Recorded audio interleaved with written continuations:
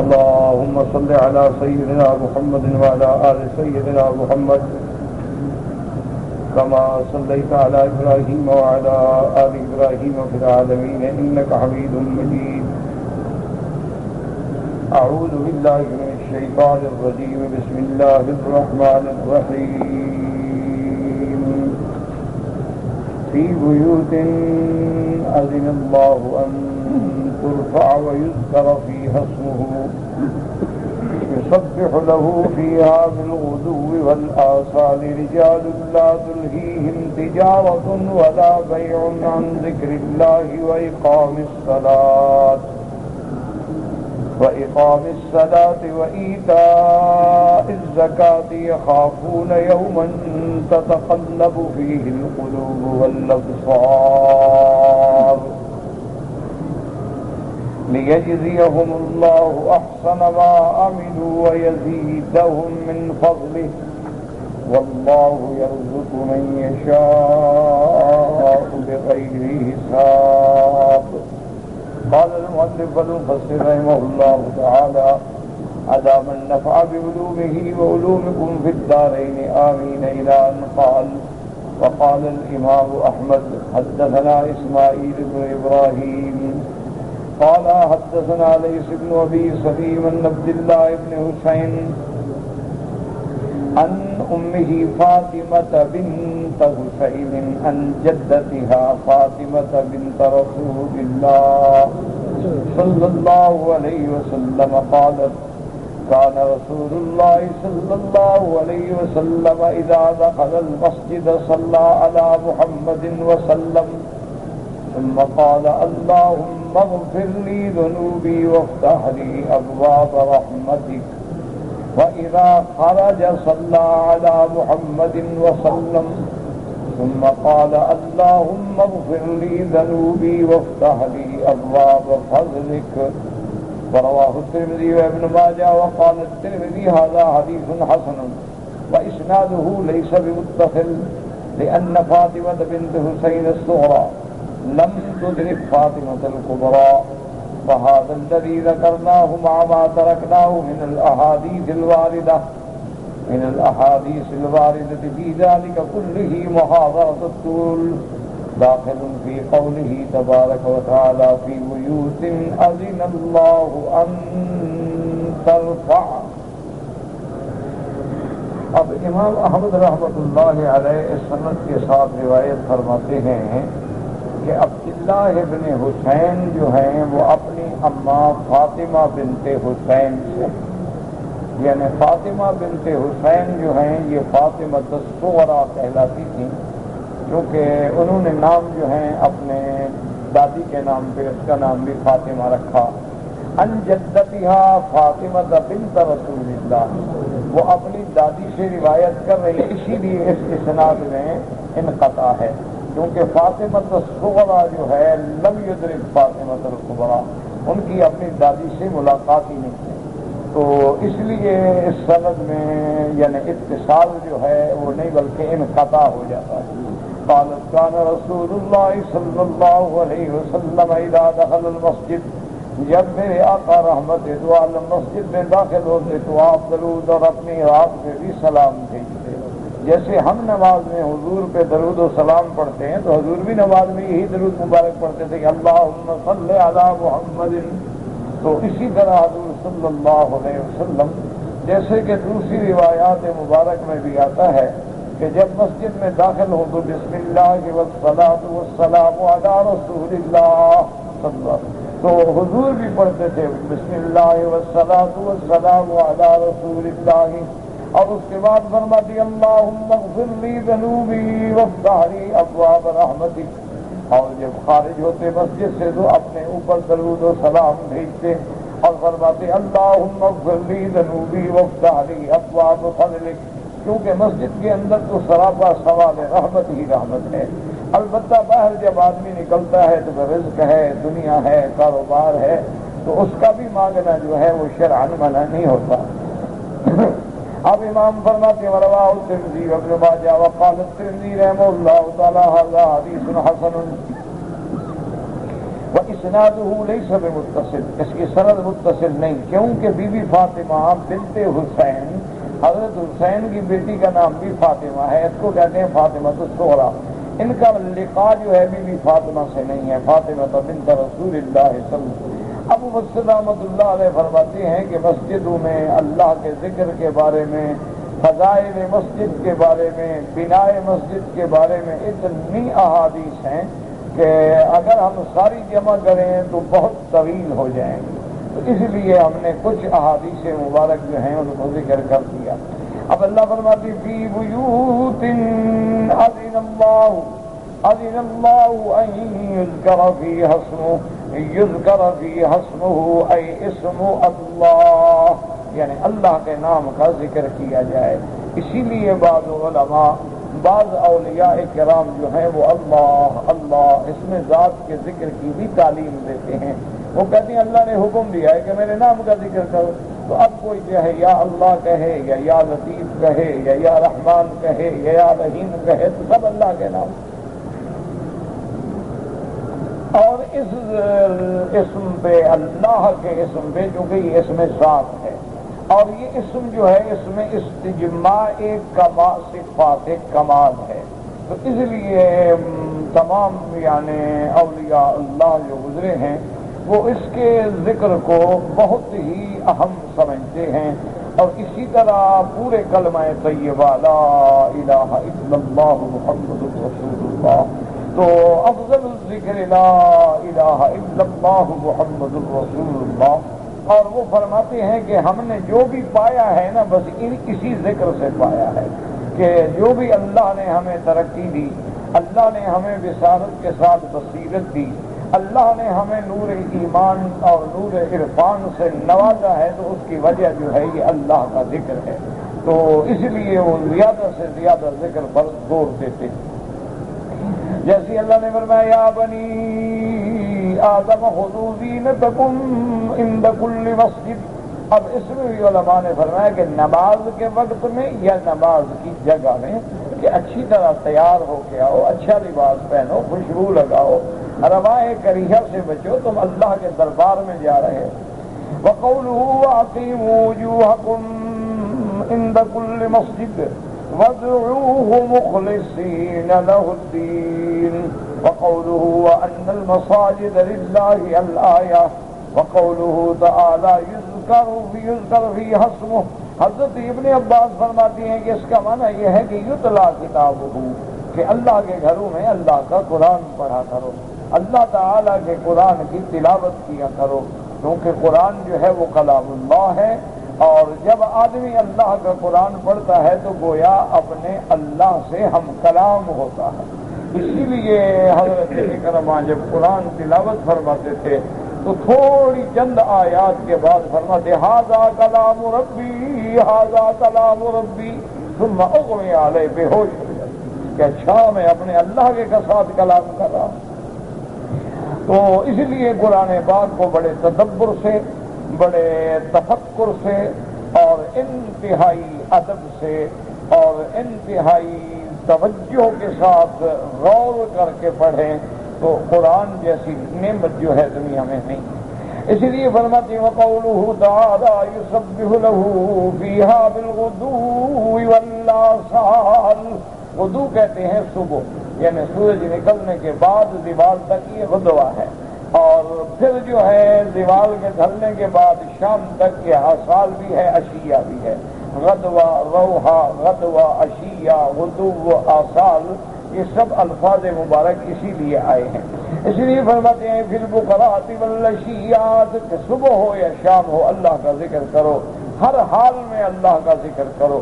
والآصال جمع اصیل وهو آخر النہار، کہ سورج ڈوبنے کا وقت ہے، نکلنے کا وقت ہے، دن کا پہلا حصہ ہے یا دن کا آخری حصہ ہے، اللہ کے ذکر میں گزاریں، کیونکہ مومن کی صفت یہ ہوتی ہے کہ اس کی زبان پہ ہر وقت اللہ کا ذکر ہوتا ہے۔ اسی لیے اللہ نے دوسری جگہ فرمایا الذین یذکرون اللہ قیاما وقعودا، کہ میرے بندے جو ہیں وہ کھڑے ہیں تو میرا ذکر ہے، بیٹھے ہیں تو میرا ذکر ہے، وعلی جنوبہم لیتے ہیں تو میرا ذکر ہے ویتفکرون فی خلق السماوات والارض، اور اگر آسمانوں میں نظر ڈالیں تو میرے قدرت میں، آفاق میں، میری صناعت میں اور میرے اس نظام میں فکر کرتے ہیں، اور پھر میری قدرتوں کا، میرے علم کامل کا، قدرت کامل کا اعتراف کرتے ہیں، تو مومن کی صفت یہی ہے۔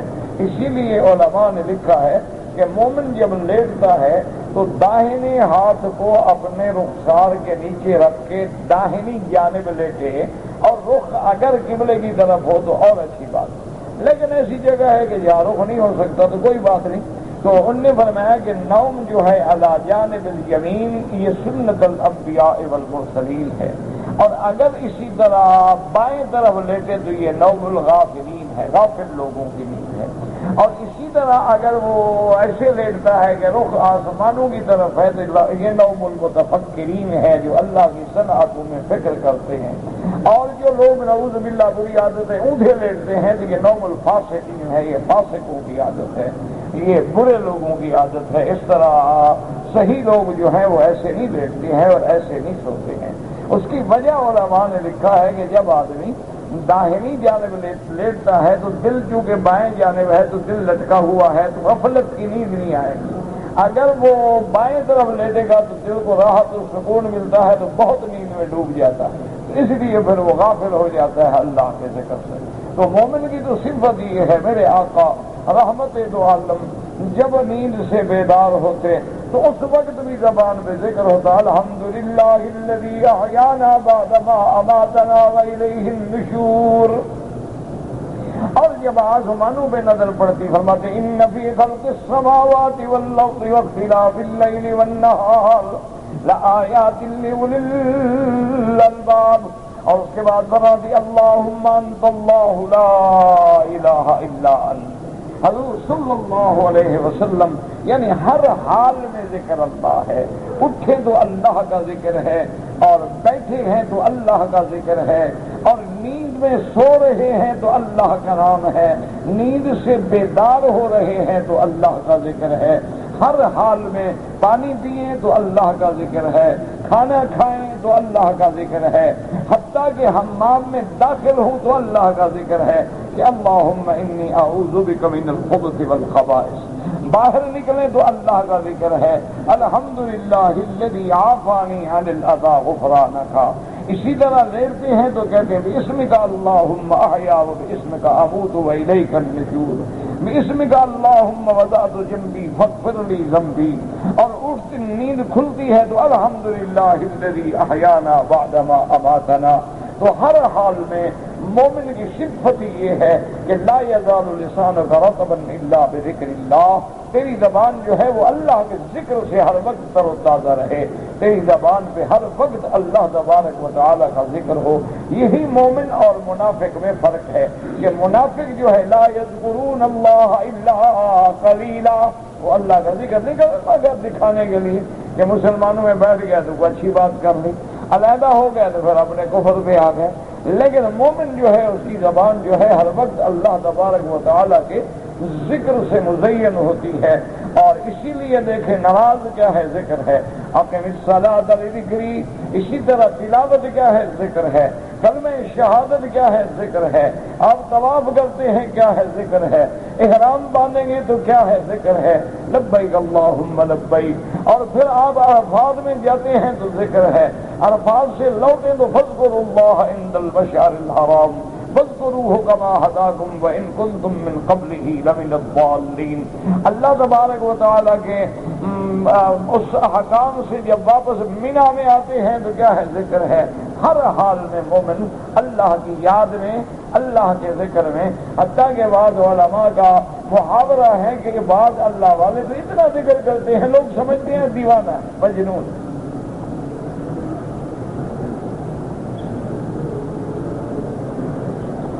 اور دعا کریں کہ اللہ توفیق کے ذکر بھی عطا فرمائے۔ جب اللہ ناراض ہو نا ذکر کر ہی نہیں سکتے۔ آپ دیکھ لیں کہ عشاء کے بعد دوستوں کی محفل میں بیٹھ جائیں ساری رات بک بک کرتے گزر جائے گی. مجال ہے کہ تمہاری آنکھ ذرا جھپک جائے نیند کے لیے. اچھا ابھی آپ عشاء کے بعد قرآن شریف لے کے پڑھنا شروع کریں تو فوراً پڑھ ہی نہیں سکتا.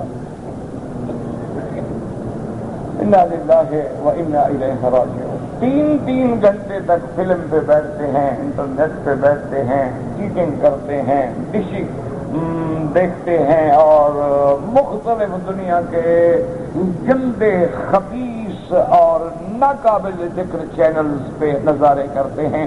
لیکن ان کو کہو کہ ابھی ذرا مطالعہ کر لیں سبق کا, حدیث کا, شرح دیکھ لیں, نہیں.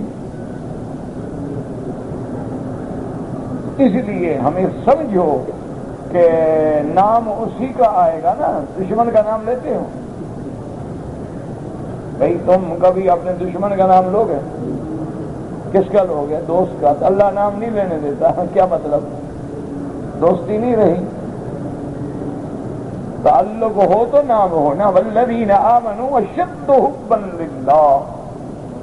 ایمان والے جو ہیں ان کی تو سب سے زیادہ محبت ہے اللہ سے. جب محبت اللہ سے ہے تو پھر ذکر بھی اللہ کا ہے, فکر بھی اللہ کا ہے, اور ہر حال میں وہ ان کے سامنے اللہ کی یاد ہے, اللہ تبارک و تعالی کی کتاب ہے. اس لیے ہمیشہ کوشش کیا کریں. باقی اللہ توفیق دے, ہمارے بس میں تو ہے نہیں.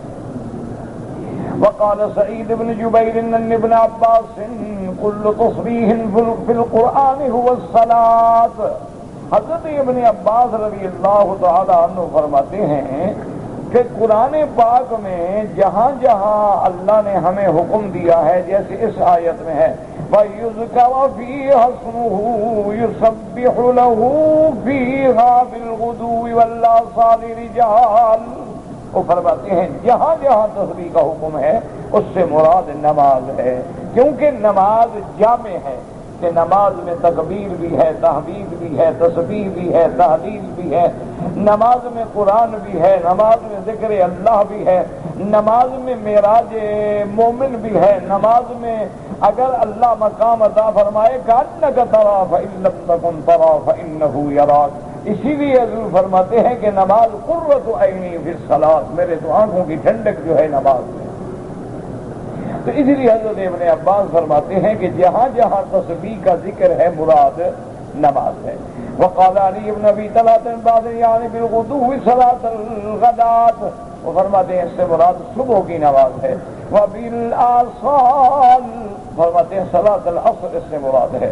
وہما اول ما افترض اللہ من الصلاۃ فأحب أن يذكرهما وأن يذكر بهما عباده. وہ فرماتے ہیں کہ سب سے پہلے چونکہ نماز فجر اور عصر کی تھی, کیونکہ یہ اہم صلوات میں ہے, کیونکہ فجر کی نماز جو ہے وہ بھی ایسا وقت مشہود ہے کہ رات کے فرشتے اور صبح کے فرشتے جمع کھڑے ہیں, رات کے جا رہے ہیں, صبح کے آ رہے ہیں. ان قرآن الفجر کان مشہودا. اور عصر کی نماز کے بارے میں سلف صالحین نے لکھا کہ حافظوا علی الصلوات والصلاۃ الوسطی. انہوں نے فرمایا صلاۃ العصر اس سے مراد ہے. اور اس کے بعد فرماتے ہیں وقضا قال الحسن والضحاک یسبح له فیہا بالغدو والآصال. فرماتے ہیں یعنی الصلاۃ اس سے مراد نماز ہے. حضرت حسن اور حضرت ضحاک نے بھی یہی فرمایا. فرماتے ہیں ومن قرأ من القراء يسبح له فيها بالغدو والآصال بفتح الباء من یسبح فتح بھی آئی ہے, کسر بھی آئی ہے. بعض قراء نے اسی طرح پڑھا ہے کیونکہ یہ ہے معلوم یسم فاعلہ. تو وقف کریں گے آصال پہ وقفا تاما. یسبح له فیہا بالغدو والآصال وقف ہو گیا. رجال لا تلہیہم تجارت, اور بعض وقف نہیں کرتے. یسبح له فیہا بالغدو والآصال رجال لا تلہیہم. تو مختلف قراء کرام نے اپنے اپنے قراتوں کا ذکر فرمایا ہے۔ رجال لا تلہیہم تجارۃ ولا بیع عن ذکر اللہ، کہ ان کو تجارت ہو یا بیع ہو، بیچنا ہو یا لینا ہو، ہر چیز کو چھوڑ سکتے ہیں لیکن اللہ کے ذکر کو نہیں چھوڑ سکتے، ہر حال میں اللہ کا ذکر کرتے ہیں۔ کأنہ مفسر للفاعل المحذوف، جیسے کہ کسی شاعر نے بھی کہا ہے یبکی یزید زارع لخصومۃ ومختبط مما تطیہ الطوائف، کأنہ قال من یبکیہ قال ھذا یبکیہ، وکأنہ قیل سوال پیدا ہوگا یسبح لہ، تو سوال ہوگا من یسبح لہ، کون تسبیح کہتے ہیں؟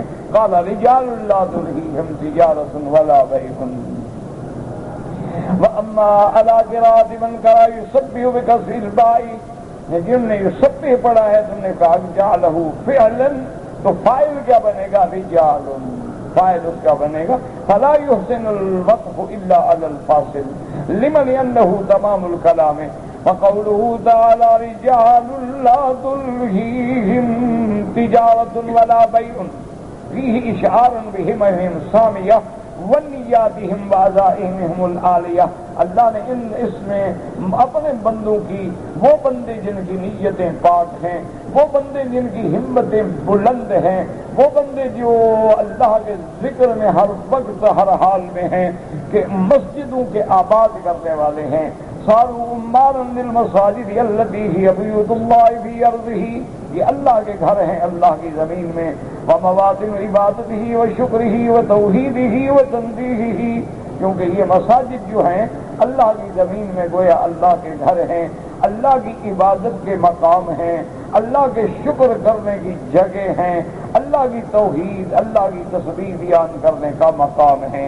جیسے فرماتے من المؤمنین رجال صدقوا، من المؤمنین رجال صدقوا ما عاهدوا الله علیہ، واما النساء فصلاتهن في بيوتهن افضل لهن، باقی رہ گیا عورتوں کا مسئلہ، یہ تو مردوں کے لیے حکم ہے کہ ان کی نمازیں جو ہیں وہ مسجد میں افضل ہیں، اور جتنا مسجد میں پہلے آئے گا اتنا اجر ہے، اور جتنا صف اول میں آئے گا اور اجر ہے، الاول فالاول۔ لیکن عورتوں کے لیے افضل یہ ہے کہ وہ اپنی نمازیں جو ہیں اپنے گھروں میں ادا کریں، کیونکہ عورت کے لیے حجاب، عورت کے لیے پردہ، عورت کی عزت و عصمت کی حفاظت کا تقاضا یہ ہے کہ وہ اپنے گھروں میں نماز پڑھیں تو زیادہ افضل ہے۔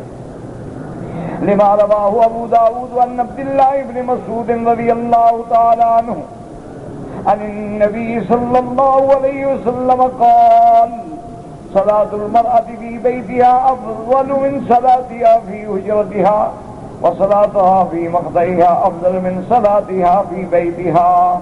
حضرت عبداللہ ابن مسعود رضی اللہ تعالی عنہ سے روایت ہے کہ حضور پاک صلی اللہ علیہ وسلم نے فرمایا کہ عورت اپنے گھر کے اندر نماز پڑھے تو باہر والے حجرے سے بہتر ہے، اور پھر عورت اپنے سونے والے کمرے میں نماز پڑھے تو اس باہر والے کمرے سے بہتر ہے، یعنی عورت جتنا اندر ہوگی، جتنا چھپ کے عبادت کرے گی، جتنا اپنے آپ کو مخفی رکھے گی، اتنا اللہ کے ہاں زیادہ سے زیادہ اجر ہے۔ وقال الامام احمد حدثنا يحيى بن غيلان قال حدثنا رشدين قال حدثني عمرو عن ابي السمح عن الصائب مولى ام سلمة عن ام سلمة رضي الله تعالى عنها عن رسول الله صلى الله عليه وسلم قال خير مساجد النساء كعرب بيوتهن، حضور پاک نے فرمایا کہ عورتوں کے لیے سب سے افضل مسجد اور نماز کی جگہ اس کا گھر ہے، وہ اپنے گھر کے اندر نماز پڑھے وہ مسجد سے زیادہ اجر ہے، زیادہ ثواب ہے اور زیادہ فضیلت ہے۔ وقال احمد ايضا حدثنا هارون قال اخبرني عبد الله بن وهب حدثنا داود بن قيس عن عبد الله بن سويد الانصاري عن امتي ام حميد امرأة ابي حميد الساعدي انها جاءت النبي صلى الله عليه وسلم، یہ بی بی حضور کی خدمت میں حاضر ہوئی، فقالت یا رسول اللہ انی احب الصلاة معك، انہوں نے کہا یا رسول اللہ میرا دل کرتا ہے میں آپ کے پیچھے نماز پڑھوں، آپ کے ساتھ نماز پڑھوں جماعت میں۔ قال قد علمت انك تحبين الصلاة، علمت انك تحبين الصلاة معي وصلاتك في بيتك خير من صلاتك في حجرتك وصلاتك في حجرتك من خير من صلاتك في دارك وصلاتك في دارك خير من صلاتك في مسجد قومك وصلاتك في مسجد قومك خير من صلاتك في مسجدي۔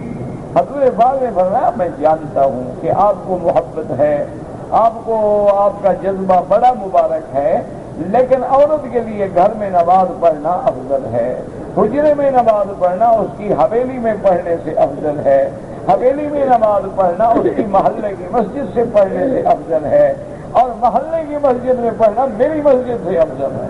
یعنی تم اپنے قریب کی مسجد میں جو پڑھ لیا کرو لیکن اتنا دور نہ آیا کرو۔ تو مقصد یہ ہے کہ اسلام دراصل منشأ اسلام کیا ہے کہ عورت کی حفاظت ہو اور اس کے بدن پہ، اس کے چہرے پہ، اس کے حرکات و سکنات پہ کسی کی نظر نہ پڑے۔ اسی لیے اسلام نے عورت کو امام بننے کی اجازت نہیں دی، یعنی عورت جو ہے وہ امام نہیں بن سکتی، اور عورت جو ہے وہ مؤذن نہیں بن سکتی، عورت جو ہے وہ زور سے تلاوت قرآن نہیں کر سکتی۔ وجہ کیا ہے کہ اس کے جسم پہ بھی پردہ ہے اور اس کے آواز پہ بھی پردہ ہے، حرکات و سکنات پہ بھی پردہ ہے، بلکہ بعض علماء نے لکھا کہ عورت کے نام پہ بھی پردہ ہے۔ کیا مانا؟ وہ کہتے ہیں کہ دیکھو سارا قرآن پڑھو، عورت کا نام اللہ نے نہیں دیا، ماں سوا بی بی مریم، ورنہ اللہ کے آگے کیا چھپا ہو، صرف بی بی مریم کا نام لیا۔ وجہ کیا ہے کہ حضرت عیسیٰ کے باپ نہیں تھے، عیسیٰ علیہ السلام منسوب تھے اماں کی طرف، عیسیٰ ابن مریم، عیسیٰ ابن مریم، عیسیٰ ابن مریم، ورنہ اللہ نے پورے قرآن میں کسی عورت کا نام نہیں دیا۔ وَأَوْحَيْنَا إِلَىٰ أُمِّ مُوسَىٰ أَنْ أَرْضِعِيهِ، فرمایا ہم نے موسیٰ علیہ السلام کی اماں کی طرف وحی بھیجی۔ کہیں فرماتے ہیں قالت لأختہ قصیہ، کہیں فرماتے ہیں قالت امرأۃ العزیز، اور کہیں فرماتے ہیں یا نساء النبی لستن کأحد من النساء، کہیں فرماتے ہیں ضرب اللہ مثلا للذین کفروا امرأۃ نوح وامرأۃ لوط، کہیں فرماتے ہیں ضرب اللہ مثلا للذین آمنوا امرأۃ فرعون، امرأۃ فرعون، امرأۃ نوح، امرأۃ لوط، امرأۃ عمران، امرأۃ العزیز، نام نہیں لیا خدا نے۔ اور یہ جو نام ہے نا آج کل مشہور ہیں، یہ تو ہمارے ماشاءاللہ اپنے مولویوں نے ڈھونڈے ہیں۔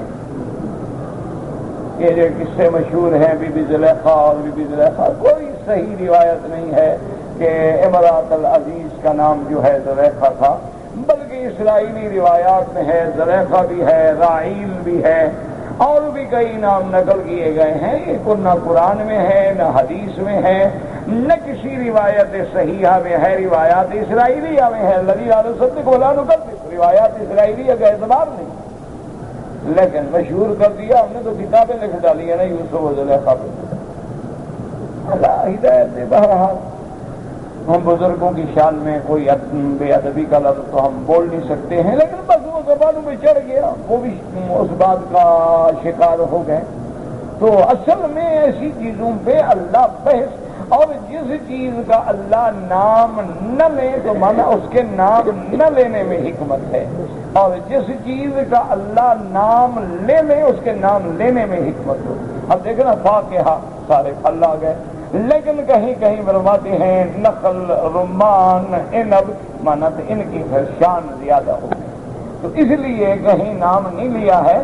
تو اس لیے علماء فرماتے ہیں کہ جیسے عورت کے جسم پہ پردہ ہے اس کے اسم پہ بھی پردہ ہونا چاہیے، حتیٰ کہ گھر میں بھی کہے تو کہا یا بنت فلان، اے فلاں کی بیٹی، یا ام فلان، یا امت فلان، نام نہ لے، کیونکہ بعض گندے ذہنیت کے لوگ نام معلوم ہو جائے تو پھر اسکینڈل بناتے ہیں اور قصے بناتے ہیں اور کہانیاں بناتے ہیں اور فتنے بناتے ہیں۔ اللہ تبارک و تعالیٰ محفوظ رکھے۔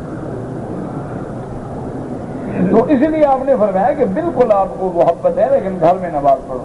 لم يخرجوا وعدا ويجوز لها شهود جماعة الرجال بشرط ان لا تؤذي احدا من الرجال بظهور زينة ولا ريح طيب، اب مفسر رحمت اللہ علیہ فرماتے ہیں کہ عورت کو مسجد میں آنے کی اجازت ہے، لیکن شرائط ہیں۔ ایک تو حجاب ہو، پردہ ہو، بلا وجہ میک اپ سنگار اور دوپٹے گلے میں پڑے ہیں، بال کھلے ہیں تو لوگوں کے لیے ایذا کا سبب نہ بنے، اور نہ ایسے خوشبوئیں لگائے کہ دور سے پتہ لگے کہ کوئی تشریف لا رہا ہے، تو ایسی خوشبو لگانا بھی عورت کے لیے منع ہے۔ حتیٰ کہ ایک صحیح حدیث میں لفظ ہے کہ جو عورت اپنے سنگار کر کے، میک اپ کر کے، باریک عریاں لباس پہن کے، خوشبوئیں لگا کے بازاروں میں، نوادی میں پھرتی ہے، حضور نے فرمایا زانیۃ، یہ زانیہ عورت کے حکم۔ آج کل تو جناب ہماری عورتوں کی شامیں جو ہیں وہ سمندر کے کناروں پہ گزرتی ہیں، جو کہ اللہ کے نبی نے فرمایا کہ سمندر جہنم ہے، یہ جہنم دیکھنے ضرور جائیں۔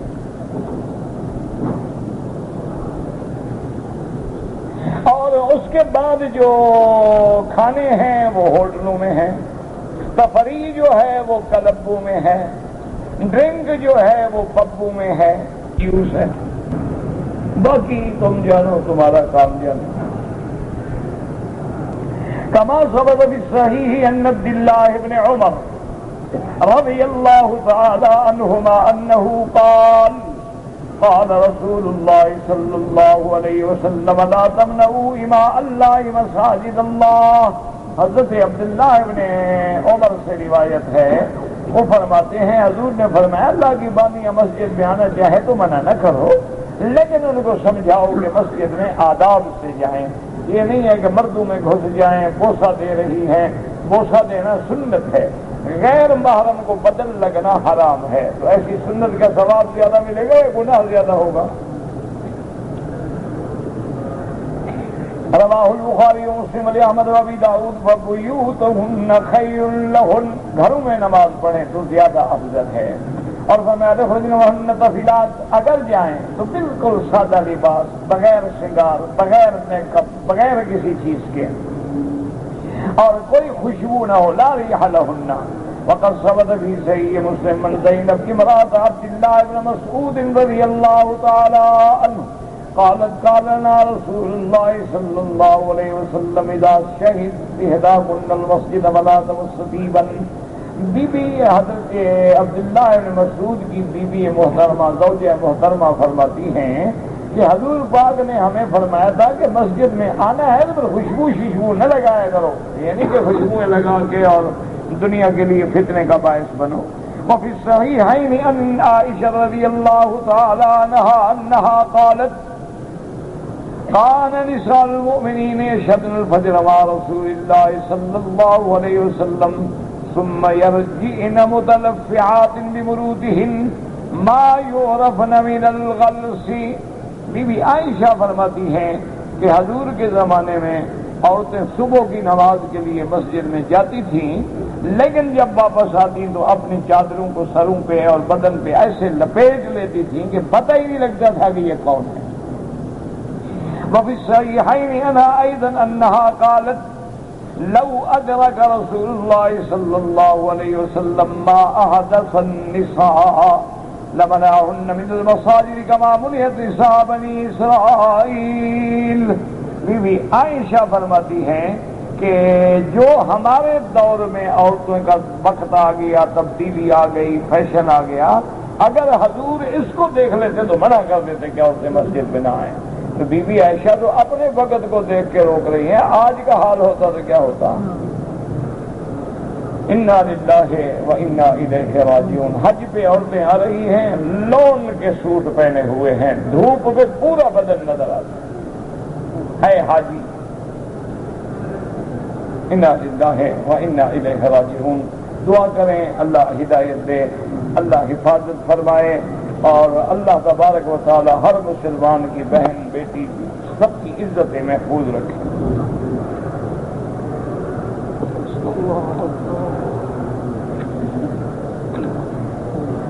کہتے جی کہ حالت احرام میں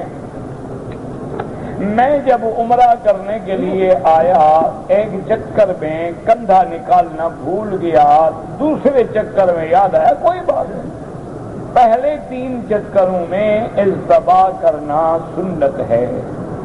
اچھا اگر 1 چکر گزر گیا یہ بھی یاد آیا نکال لو، اچھا 3 چکر گزر گئے بعد میں یاد آیا تو اب التبا کرنے کی ضرورت نہیں ہے، کیونکہ 3 چکر گزر گئے ہیں، اس کو سنت کا ثواب نہیں ملے گا لیکن جرمانہ کوئی نہیں ہوگا۔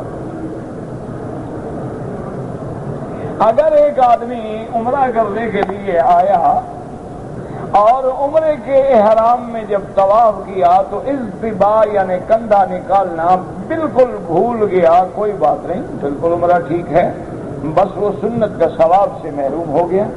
اور بعض آدمی تو جب عمرے کی نیت کرتے ہیں وہاں سے کندھا نکال لیتے ہیں، بے وقوفیت بالکل غلطی ہے، اپنی نمازوں کو بھی مکروہ کرتے ہیں، عبادات کو بھی خراب کرتے ہیں۔ کندھے نکالنے کا حکم صرف طواف کے پہلے 3 چکروں میں ہے، نہ پہلے نہ بعد میں۔ کہتے جی کہ اگر ہم عصر کی نماز کے بعد طواف کریں تو امام ابو حنیفہ رحمۃ اللہ علیہ کے نزدیک 2 رکعت واجب الطواف مغرب کے بعد پڑھے۔ وہ فرماتے ہیں عصر سے لے کر مغرب تک نماز نہیں۔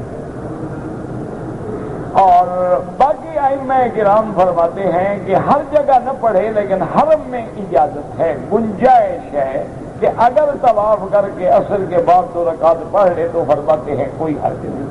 بہرحال کوئی ایسا مسئلہ نہیں ہے، اللہ تبارک و تعالی سب کی قبول فرمائے۔ اور بعض علماء دونوں حدیثوں کو اس طرح جمع کر دیتے ہیں، وہ فرماتے ہیں کہ مثلا تم نے عصر کو طواف کیا لیکن تمہیں پتا ہے کہ میں انشاءاللہ مغرب کی نماز پڑھ کے جاؤں گا حرم سے، تو کہتے ہیں جلدی نہ کرو، مغرب کے بعد پڑھ، کیونکہ مغرب کے بعد نماز پڑھنے میں تو کسی امام کا اختلاف نہیں ہے۔ اور اگر جلدی ہے، قافلہ جانے والا ہے، بس لگی ہوئی ہے، ساتھی روانہ ہو گئے، وہ کہتے ہیں پڑھ لو، وہی ایسی بات۔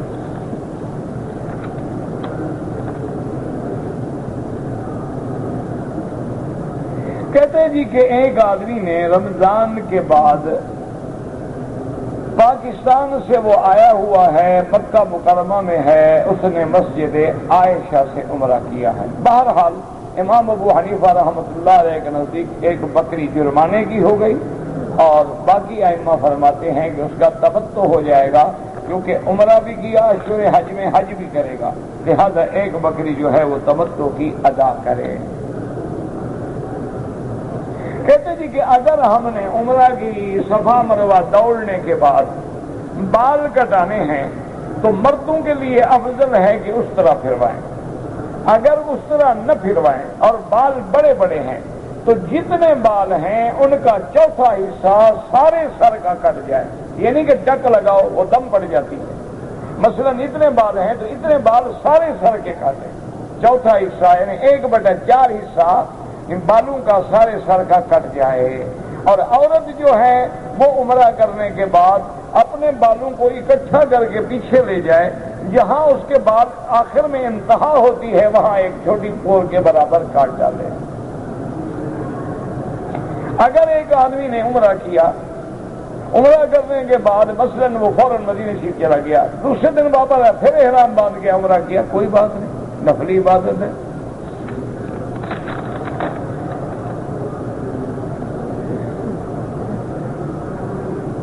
کہتا ہے جی کہ میں اپنے سمدھی کی طرف سے حج کرنا ہے، ان کی بیوی کی خواہش پر، کیا اس کے لیے مجھ پر قربانی لازم ہوگی؟ میں یہاں پر مقیم ہوں، آپ یہاں رہتے ہیں، آپ کا حج افراد ہے، آپ پر کوئی بکری لازم ہے۔ اور حج بدل کے لیے علماء احناف کے نزدیک افضل ہی یہ ہے کہ افراد کیا جائے۔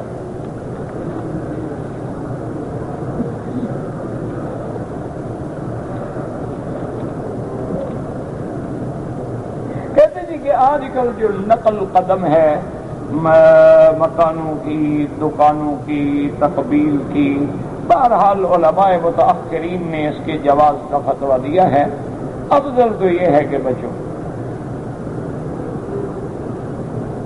میری والدہ بیمار ہیں، اللہ ہر بیمار پہ رحم فرما، ہر بیمار کو شفا عطا فرما، ظاہری، باطنی، روحانی، جسمانی، نفسانی بیماریاں دور فرما۔ اگر کچھ لوگ جدے میں رہتے ہیں اور انہوں نے حج کرنا ہے، وہ احرام جدے سے باندھ کے حج کریں گے۔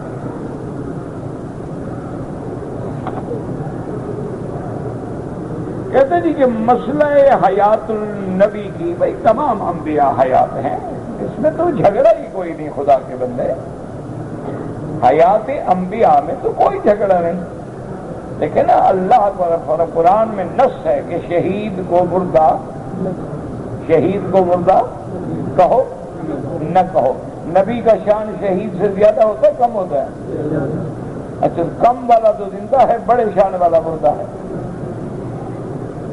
کوئی عقل ہے؟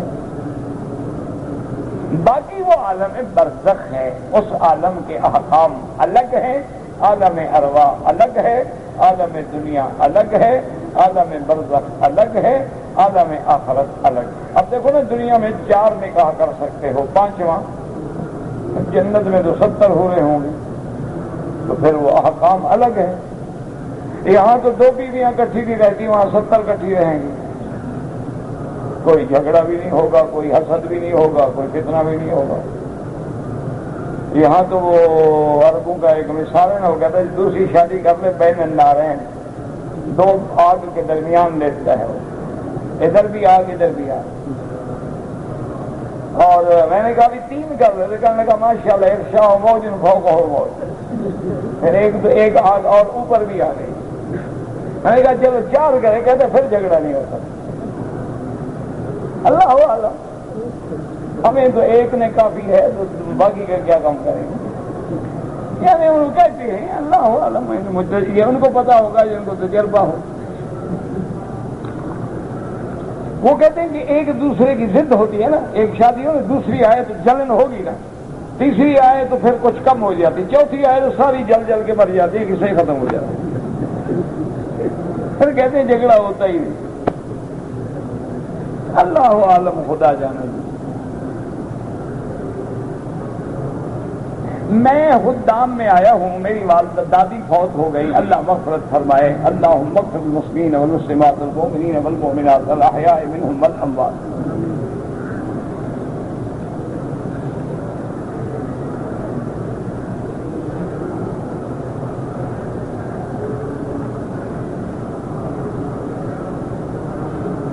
کہتے جی کہ میں آیا ہوں حج تمتع کے لیے، اپنا عمرہ میں نے کر لیا ہے، اب میں چاہتا ہوں کہ والد صاحب کی طرف سے عمرہ کروں، کوئی مسئلہ نہیں، لیکن افضل یہ ہے کہ تمتع والا ایک عمرہ کرے اور حج کرے، افضل یہ ہے۔ وہ کہتے ہیں دوسرا عمرہ نہ کرے، لیکن بعض ائمہ جیسے حتیٰ کہ صاحبین ابی یوسف اور محمد بن حسن شیبانی بھی فرماتے ہیں کہ عمرہ مستقل عبادت ہے، اس کو مت روکو۔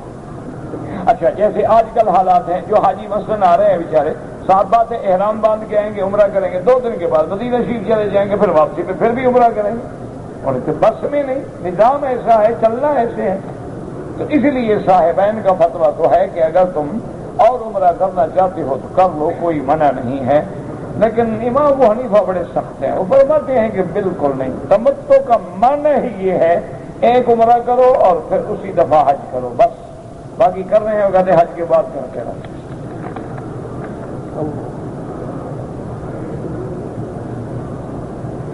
کہتے کہ جی جو لوگ مکے میں رہتے ہیں، کاروبار کرتے ہیں، نوکری کرتے ہیں، وہ چھٹی پہ پاکستان جاتے ہیں، واپسی پہ عمرہ کریں، بالکل کریں، کیوں ان کے لیے احکام یعنی اور ہو گئے ہیں۔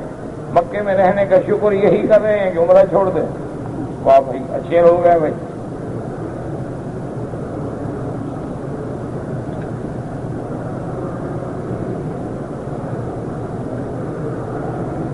کہتے جی کہ سورۃ الواقعہ میں آتا ہے اکواب و اباریق۔ اباریق کیا ہوتی ہے؟ سراہیاں، سراہی جس میں پانی ڈالا جائے یا شراب جنت ڈالا جائے۔ اکواب کہتے ہیں پیالہ، کوپ، گلاس، کپ جو کہیں۔ میں مکہ میں رہتا ہوں، والد کے لیے یا حج عمرہ کر سکتے ہیں۔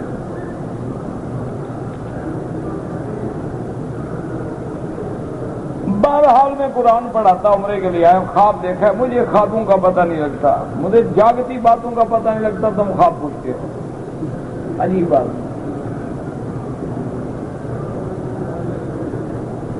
قاری عبدالحی صاحب آئے تھے 1976 میں، درس دیا تھا، مجھے وہ کیسٹ چاہیے، میں دکاندار ہوں، بیچتا ہوں کیا،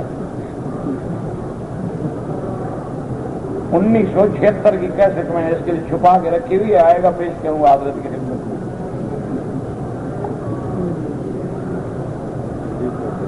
لا حول ولا قوت۔ بازار میں جو بیچتے ہیں ان سے ڈھونڈو، کسی کے پاس مل جائے، ورنہ 1976 کی کس نے سنبھال کے رکھی ہوئی ہے؟ وہ میرے بھائی ہیں، ان کے پاس چلے جاؤ، ایک تقریر اور سن لو۔ 1/4 حصے سے بال کاٹنا چاہیے یا کہ بالوں کی لمبائی کا 1/4 حصہ کاٹنا چاہیے، یعنی 1/4 بالوں کی لمبائی سے مطلب ہے یا کہ سر کے رقبے سے مطلب ہے؟ دیکھو جی کتنی باریکی نکالی ہے ماشاءاللہ، یعنی حاجی باقاعدہ میٹر لے کے آئے گا، سینٹی میٹر پیمائش کرو کہ کتنا رقبہ ہے سر کا، ایک مرلہ 2 کنال یا 1 کنال 2 مرلے رقبہ ہے، اب کیا کہ رقبہ تقسیم کریں گے؟ اب خدا کا خوف کریں، کیوں اللہ کے دین کو مشکل کرتے ہیں؟ افضل یہ ہے کہ حلق کراؤ، ورنہ جتنے بال ہیں ان کا 1/4 حصہ کٹ جائے۔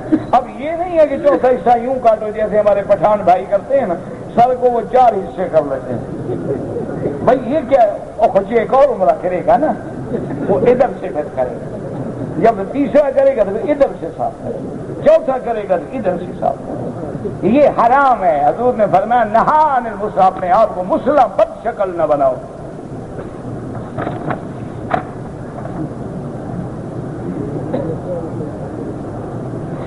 حج کے دوران میں عورت کے سامنے غیر محرم دیور ہے، جیٹھ ہے، آ جائے تو عورت پردہ کرے، بالکل پردہ کرے۔ یہ کس نے کہا ہے کہ حج میں پردہ نہ کرے، حج میں چھٹی ہے دیکھتی رہے۔ بی بی عائشہ صدیقہ کی روایت موجود ہے کہ اذا حاذین الرجال صدلنا علی وجوہنا، جب آدمی قریب آ جاتے ہم پردہ گرا دیتے، جب دور ہو جاتے تو پردہ اٹھا لیتے۔ بالکل پردہ کرے، کیوں پردہ نہ کرے؟ دیور جیٹھ ویٹ تو یہ تو موت ہے، ان سے تو پردہ بہت ضروری ہے۔ اگر ہم طائف سے جدہ جائیں، جدہ سے مکہ آئیں تو پھر آپ کے لیے عمرہ لازم نہیں، اس لیے کہ آپ کا سفر اول جو ہے وہ جدہ ہے، سفر اول مکہ نہیں۔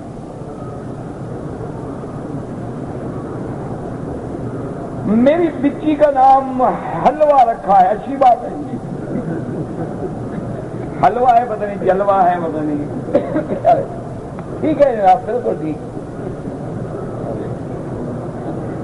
لا الہ الا اللہ، اللہ ہدایت کا نا۔ آپ کا کیا خیال ہے، حضور پاک کو اپنی بیٹیوں کے نام رکھنے کے لیے حلوہ نہیں ملا؟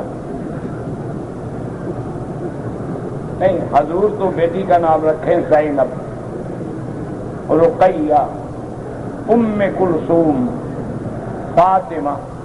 ابھی آپ نے پڑھا ہے فاطمہ بنت حسین، حضرت حسین کی بیٹی ہو تو رکھیں فاطمہ دادی کے نام سے۔ تو ہم رکھیں کبھی جلوہ، کبھی حلوہ، کبھی مونالیزا، کبھی ڈانا، کبھی پتہ نہیں کیا، انا للہ و انا الیہ راجعون۔ اور کیا بی بی مریم، بی بی آسیہ، حضور کی بیویوں کا نام ہے عائشہ، سودا، ام سلمہ، ام حبیبہ، میمونہ۔ یہ سارے نام تمہیں پسند نہیں ہیں؟ اللہ کا خوف کرو۔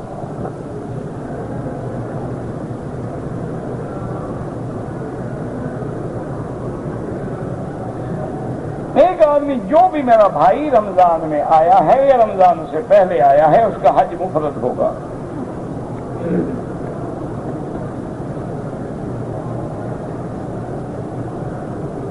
جو لوگ رمضان میں آئے، رمضان کے بعد عمرہ نہیں کیا، حج مفرد ہے، وہ تمتع نہیں ہوتا۔ اگر انہوں نے شوال میں عمرہ کیا لیکن اپنا عمرہ نہیں کیا، والد مرحوم کا کیا، پھر بھی تمتع نہیں بنے گا۔ تمتع تب ہے اپنا عمرہ کرے پھر اپنا حج کرے۔ مکے میں رہتے ہو تو حج کا احرام مکے سے باندھو گے جہاں تمہارا گھر ہے.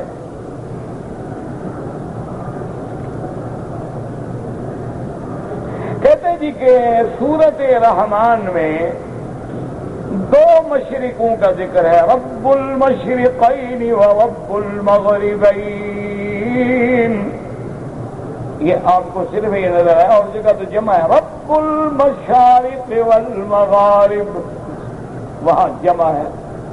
تو معنی یہ ہوتا ہے کہ ایک گرمیوں میں مشرق و مغرب ہے، ایک سردیوں میں مشرق و مغرب ہے، ایک ہر ملک کی مشرق و مغرب ہے، سب کا مالک اللہ.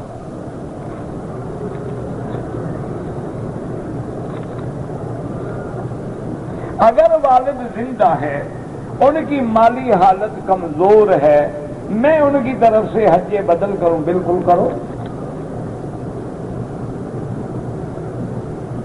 اگر کوئی آدمی گناہ کرے پھر قرآن کی قسم کھا لے جھوٹی اور پھر اقرار کر لے، بہرحال توبہ بھی کرے اور جھوٹی قسم کا کفارہ ادا کر دے، اور آئندہ ایسی حرکتیں نہ کرے کہ جب چاہا قسم کھا لی، جب چاہا توڑ دی.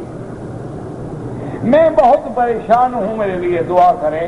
پریشان حال کی دعا منظور کرنے کا اللہ نے وعدہ فرمایا. یعنی ایک آدمی حضرت مالک ابن دینار جو بہت بڑے اللہ کے ولی گزرے ہیں، ان کے بعد آیا، کہنے لگا حضرت میں بڑا پریشان ہوں، میں دعا کروں. جاؤ اپنے لیے دعا مانگو، خدا کے بندے تیری دعا منظور کرنے کا اللہ نے وعدہ کیا ہے، میری دعا کا تو وعدہ نہیں ہے. امن یجیب المضطر اذا دعاہ ویکشف السوء. تو آپ پریشان ہیں، بس دل سے لگ جائیں، اللہ کے در پہ پڑ جائیں اور رو رو کے اپنے رب کو راضی کریں، منائیں، انشاءاللہ کام بن جائے گا.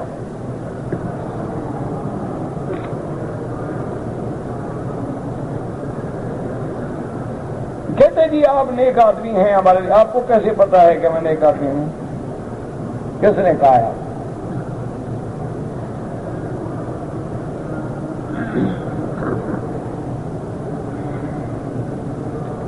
وہ تو کسی شاعر نے کہا ہے نا، یظن الناس بی خیرا وانی لشر الناس ان لم یعفو عنی، کہ یا اللہ تیرے بندے گمان کرتے ہیں کہ میں اچھا ہوں، میں تو سب سے برا ہوں اگر تو معاف نہ کرے.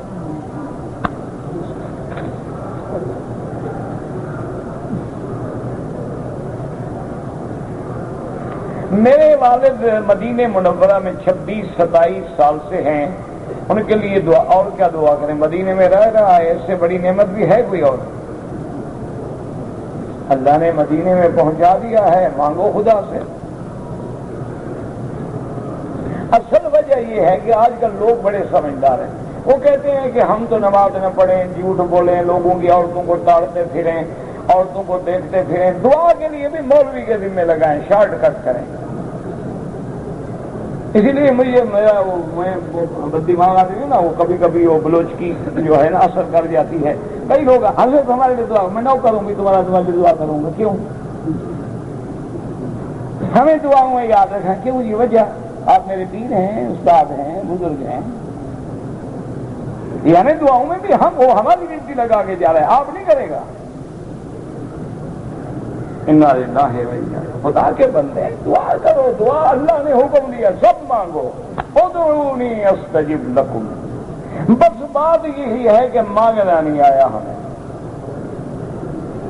دیکھو نا، مانگنا آ جائے نا، اور جب تک مانگنا نہ آئے اسی لیے لیٹ ہو جاتا ہے. ورنہ بچہ نے رونا شروع کیا اور ماں کے سینے میں دودھ نے جوش مارنا، تمہارے تو آنسو ہی نہیں نکلتے.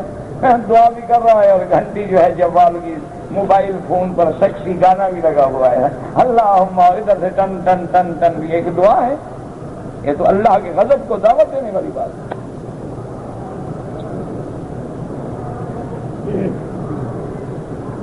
اب تو ماشاءاللہ یہ ہر عورت کے پرس میں ٹیلی فون ہے، موبائل ہے. لا حول ولا قوت الا. زمزم میں کھانا پکانا جائز ہے جناب، حاجی کو پکانا بھی جائز ہے. زمزم پانی ہے بابا، اور کیا ہے؟ حضرت اسماعیل کھانا کس میں پکاتے تھے؟ یہ تو علماء نے لکھا ہے کہ مقام ادب یہ ہے کہ جب دوسرا پانی ہمیں ملتا ہے تو ہم اس کو کیوں دوسرے کاموں میں لگائیں، ورنہ تو زمزم پانی ہے.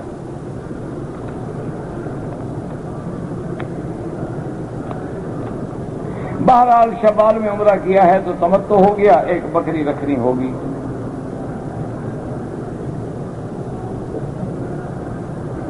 کہتے ہیں جی کہ ہندوستان میں بعض مسجدیں ایسی ہیں کہ وہاں علماء منع کرتے ہیں کہ جب تک تکبیر میں حی علی الصلاۃ حی علی الصلاۃ نہ کہیں تو نہ اٹھیں، ٹھیک ہے۔ اچھا، امام احمد بن حنبل فرماتے ہیں کہ جب حی علی الصلاۃ حی علی الصلاۃ تو کھڑے ہوں۔ امام ابو حنیفہ فرماتے ہیں کہ جب قد قامت الصلاۃ قد قامت الصلاۃ پہ کھڑے ہوں، کوئی مسئلہ نہیں، کوئی مسئلہ نہیں۔ یہ افضل اولا استحباب کی باتیں ہیں، ان کو لڑائی نہ بنایا کرو۔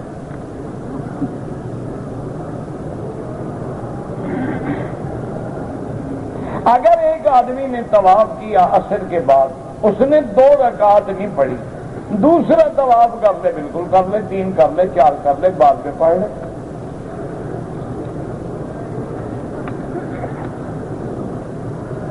ہمارے والدین فوت ہو گئے، اللہ مغفرت فرمائے، اللہ سب کی مغفرت فرما، سب پہ رحمتیں فرما۔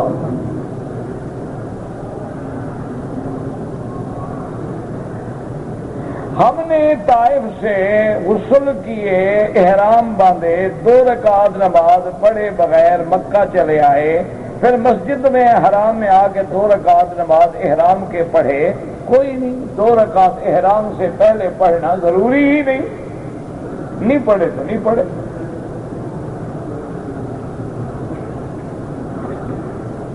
آخری دن جب میں کنکری مار رہا تھا تو ایک عورت جو تھی بیچاری وہ رش میں پھنس گئی، تو ہم نے اس کو نکالا۔ میں پھنس جاتا تو کبھی نہ نکالتا، عورت پھنس گئی تھی نا،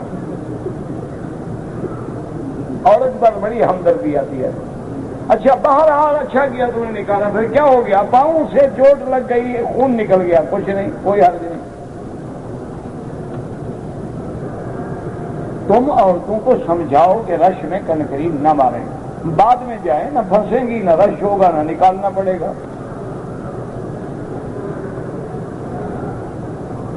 بیٹے کا نام انس تو ٹھیک ہے، یہ انس تو کوئی نام نہیں ہوتا، انس جو ہے وہ تو ٹھیک ہے، انس ابن مالک، یہ تو بہت اچھا نام ہے۔ شریم جو ہے وہ قبیلہ ہے، نام نہیں ہے۔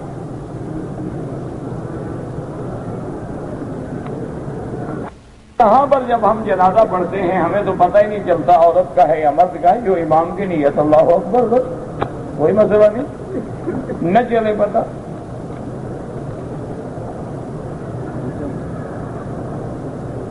ہم نے صفا مروا کے 14 چکر لگائے، آئندہ نہ لگانا، جو ہو گیا اللہ معاف کرے، آئندہ 7 لگانے ہیں۔ صفا سے شروع کرو، مروا پہ ختم کرو۔ ایک آدمی سارا دن تو مجھ سے یہ سوال لکھتے رہے، وہ لوگ کام کرنے کے لیے یہاں آ جاتے ہیں اور اپنے بال بچوں کو چھوڑ کے آتے ہیں، 2 سال واپس ہی جاتے، بالکل زیادتی ہے۔ ان کو چاہیے جائیں، اپنے بچوں کے، بیوی کے حقوق ادا کریں۔ آپ نے دادے کا عمرہ کیا ہے، اچھا کیا ہے، اور اگر آپ کے دادا زندہ ہیں اور انہوں نے آپ کو وصیت کی ہے کہ میرا عمرہ کرو، پھر تو علماء کہتے ہیں کرو، ورنہ نہیں، اپنے لیے عمرہ کر کے ان کے لیے دعا کرو۔ جو ہے آپ جس کے لیے چاہیں کر سکتے ہیں، لیکن بہتر یہی ہوتا ہے کہ آدمی اپنا حج کرے، اپنے وہ رشتہ دار معذور غریب مرحوم جو نہیں کر سکے ہیں ان کا حج کرے۔ ان کی نیت کرنے سے پہلے ہم نے بدن پہ خوشبو لگا لیا، بالکل ٹھیک ہے، وہ تو سنت ہے۔ احرام سے پہلے خوشبو لگانا سنت ہے، احرام کے بعد خوشبو لگاؤ تو دم پڑ جاتا ہے۔ لیکن احرام سے پہلے بھی بدن پہ خوشبو لگائے، کپڑے پہ، احرام کی چادروں پہ نہ لگائے۔ نمازیں قضا ہوئی، میں مکے میں رہ کے پڑھ سکتا ہوں، بالکل پڑھ سکتے ہیں۔ عورتوں کو امام بن کے تراویح پڑھائے تو فقہا رحمہ اللہ فرماتے ہیں جائز ہے۔ اگر ایک آدمی بے اولاد ہے، وہ کسی سے بچہ بچی پالنے کے لیے لیتا تو وہ پالنے والا ہوگا، حقیقی بچہ تو نہیں بنے گا، اس کے ساتھ ان کے باپ کا نام رہے گا، تمہارا نام نہیں ہوگا۔